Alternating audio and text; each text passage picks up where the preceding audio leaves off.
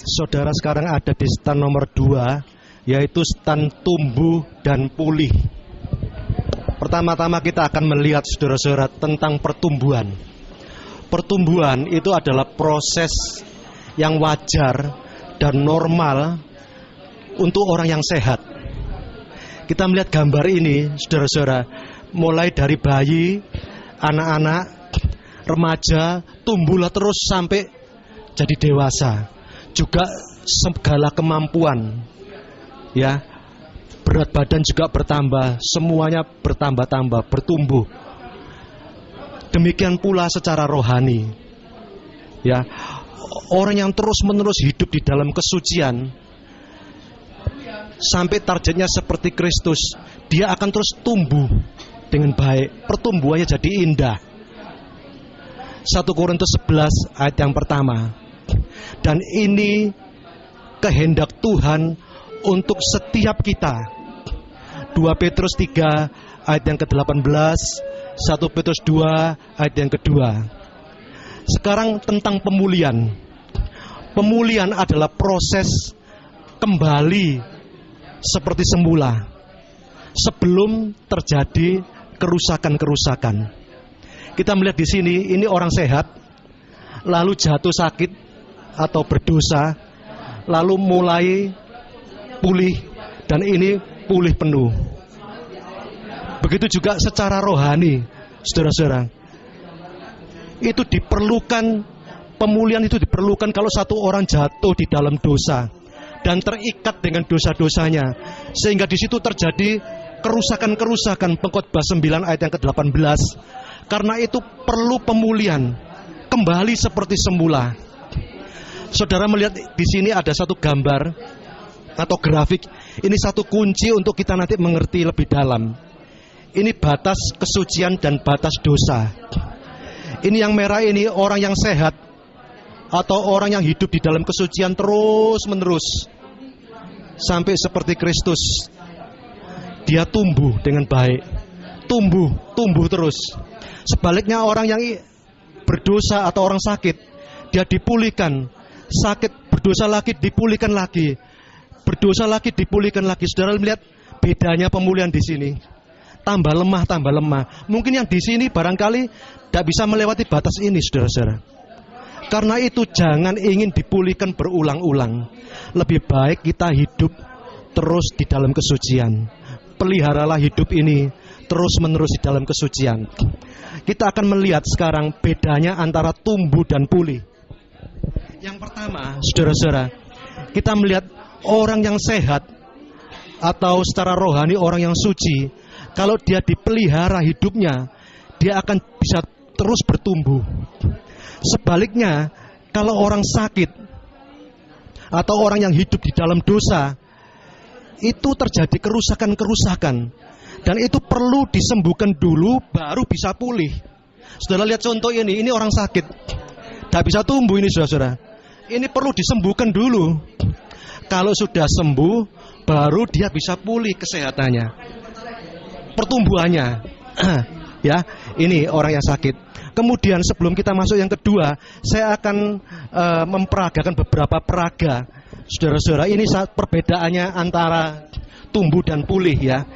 Itu lampu yang sama, lampu Philips wattnya sama. Yang satu masih orisinil, ya, tidak pernah rusak.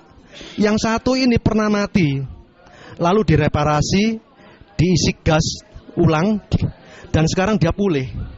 Tapi saudara melihat cahayanya lain dengan yang orisinil, ya, cahayanya tidak sama.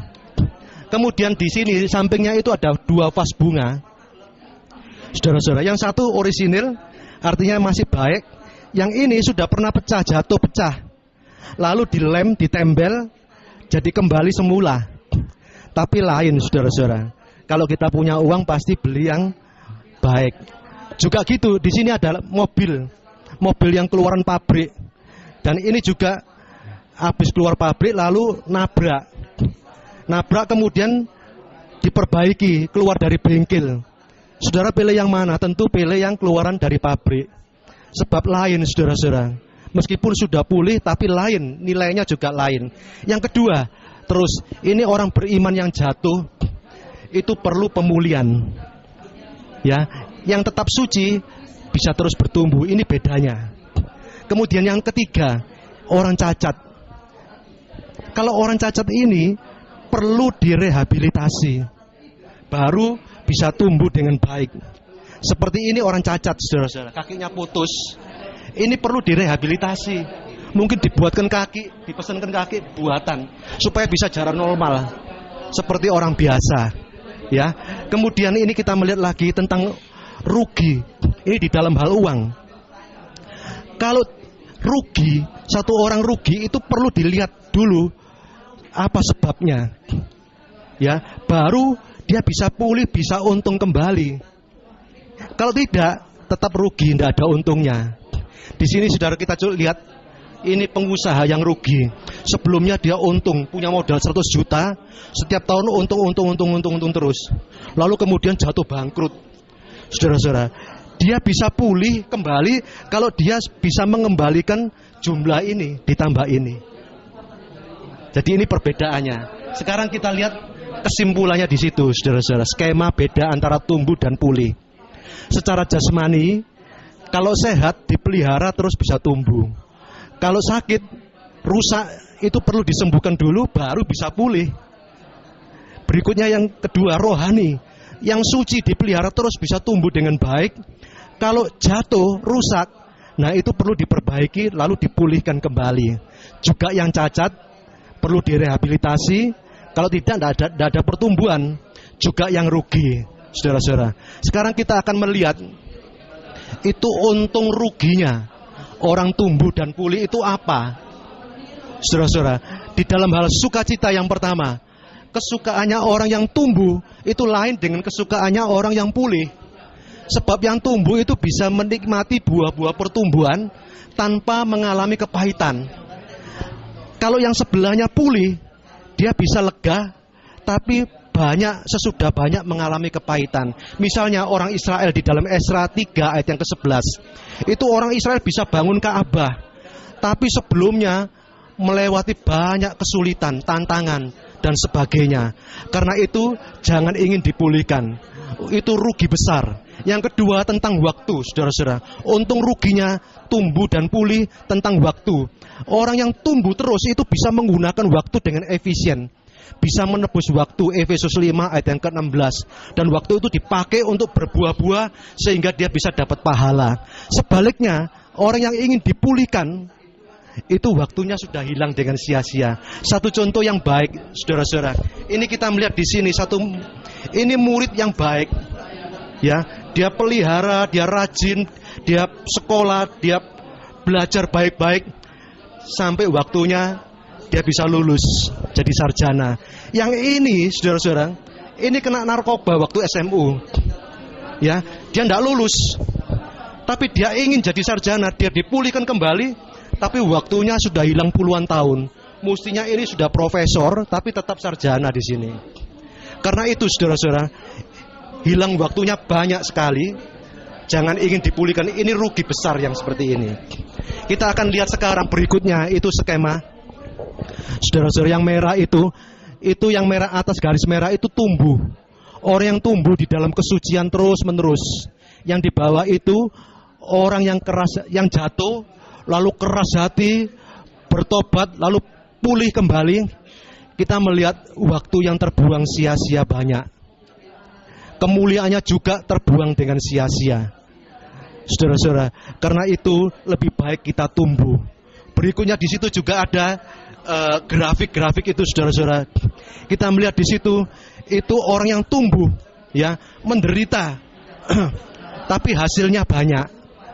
Orang yang dipulihkan, deritanya banyak, hasilnya cuma sedikit, saudara-saudara.